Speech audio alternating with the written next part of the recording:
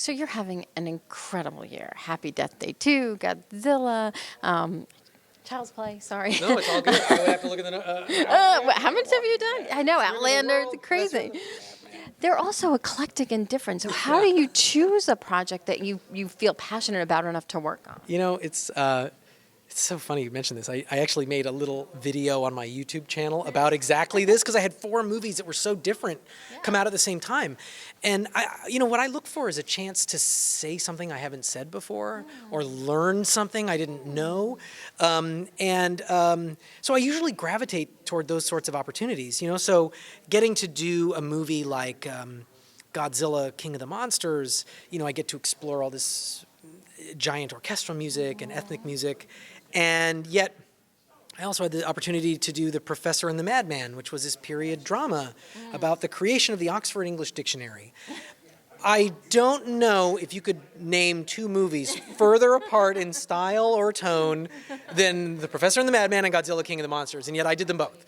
You know what I mean? So that's really fun. I mean, to me, that's sort of like, that captures the spirit of how I try to look for the projects I do. What's going to challenge you the most now? Absolutely, absolutely. And what will sort of broaden my musical horizons, When I did a video game called God of War, and I really knew nothing about Nordic folk music, and you needed to know a lot about Nordic folk music. So I was like, okay, I want to learn that. And it, and I dove into that world. So it's a great opportunity, and I feel very fortunate that as a composer, you can be thought of for all these different things, where in other creative fields, I think it's a little easier to get typecast, Yes. If you're a martial arts star, you're not on the list when people are doing a costume drama.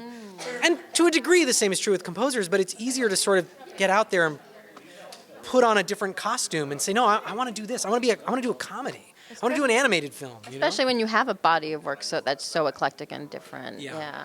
Some people are comparing you or calling you the next Hans Zimmer, which I know is a huge fan. You're a huge fan of his. So what kind of? Well, don't listen to those people. I don't think I'm there yet. I don't think I'm there yet. But I really respect what Hans has done and love his music. And I think that he sort of showed how a composer could do what I'm describing and really diversify. And in a way, like, he was sort of following in the footsteps of like Jerry Goldsmith, who I think of as the ultimate chameleon, a guy that could do comedies, and he did horror and sci-fi and fantasy. He just worked so hard. Doing, like right at the same time doing Gremlins 2 and Basic Instinct. Right. Do you know what I mean? Like, it's the same guy, and he would have been in his late 60s at that time. So it's like, those are the, Jerry Goldsmith and Hans Zimmer, I mean, like, those are the kinds of composers I want to emulate. I would love to have that kind of career. I mean, honestly, if I could emulate any composer's life, it's Bernard Herrmann. Oh. I want to do what he did. He, late in his life, was scoring Taxi Driver, which would be one of the greatest scores he would ever write, maybe one of the greatest scores written in the decade. He put down the baton at the final sessions. The score was done. He went home and died. And he got nominated for an Oscar for it. But it's like, that was it. It was like... That's the way to go, doing what you love. That's exactly it. I want to do that. All right. Hopefully later in life. Yes, let's push that back a little bit. Disclaimer Right. to the universe listening in. Right, exactly. Don't put that out there. Yeah. So when you're thinking about a project or you're working on a project, how rich and how layered do you get into the music? I get sort of like into OCD land. I mean, it's like I have to pull myself out of the depth sometimes as I get into the research and writing themes, and I get it's fun.